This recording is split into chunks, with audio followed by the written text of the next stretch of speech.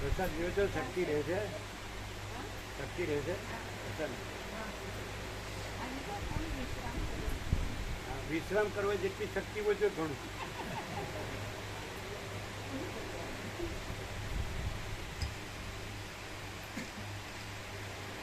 રાક્ષસો મુવા જ પડ્યા છે એમ હું જાણું છું અને તમે પણ એમ જ સમજો, કારણ કે અમારા જેવા જ્ઞાનીઓ સંદેહ ભરેલી વાતમાં પડે જ નહીં.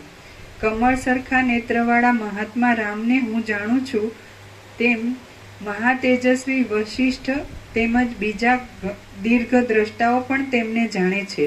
જો તમારા મનમાં ધર્મનું, મહત્તાનું અને યશનું રક્ષણ કરવાની ઈચ્છા હોય તો મેં ધાર્યું છે તે પ્રમાણે તમારે રામને મારા હાથમાં આપવા જોઈએ.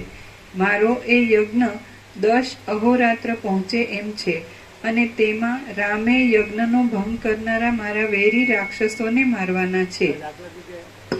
એમ કે વિશ્વામિત્રે વસિષ્ઠના 100 પુત્રો માર નાખ્યા. રામકૃષ્ણ મહારાજ કે એટલે વસિષ્ઠને શોખ થયો હતો. શું કહો પ્રભુ, વસિષ્ઠને શોખ થાય? એ વસિષ્ઠ છે ને 100 પુત્રો છે ને અરુંધતી છે ને જગત છે અને વિશ્વામિત્ર છે અને મારી નાખ્યા એવું છે ને શોખ છે એવું છે. પણ આવું કે એટલે શું થાય? એટલે રામકૃષ્ણ પોતાને પછી મોટા કરે કે જો મને કાંઈ થાય, વસિષ્ઠને શોખ થયો એટલે પેલો વસિષ્ઠને છોડી દે કાંઈ થાય અને શોખ થયો તેને હું સાંભળવા. અલ્યા પણ એ વસિષ્ઠ નથી, એ પરમ ચિદાકાશ પરમ જ્યોતિ અખંડ જ્યોતિ શું છે? રામકૃષ્ણને ઓળખ્યા કાંઈ નહીં, રામે ઓળખ્યા. અને બધા પાછા પોતે કહેવાનું જે રામ જે કૃષ્ણ એવું આ દેહમાં રામકૃષ્ણ થઈ રહ્યું છે. કેવું બધું આમ અવળ હવળ ફેરવીને. અને તમે વસિષ્ઠને વાંચો તો કદાચ તમને સીધું ન ઉતરે, પણ પ્રકાશમાં તો તમારે જો હરીશ હોય ડાયરેક્ટ શું કહેવાય, હજી અપરોક્ષે કહેવા પણ નહીં, સ્વયં હું પોતે.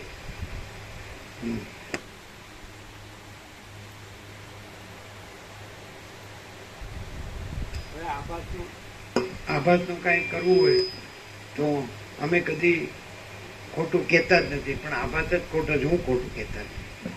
જો હવે જ્યાં પ્રકાશ ધામ કરે તો તમારે યોગાસિતની તો હું દશા થાય, એક એક અક્ષરની, શબ્દની ને વાક્યની, સર્ગની ને પ્રકરણની.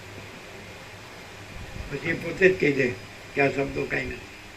જો તો પછી પણ 1 લાખ મંત્રની આ બધી કરવાની જરૂર ક્યાંથી કે 32,000 મંત્ર સમજાય?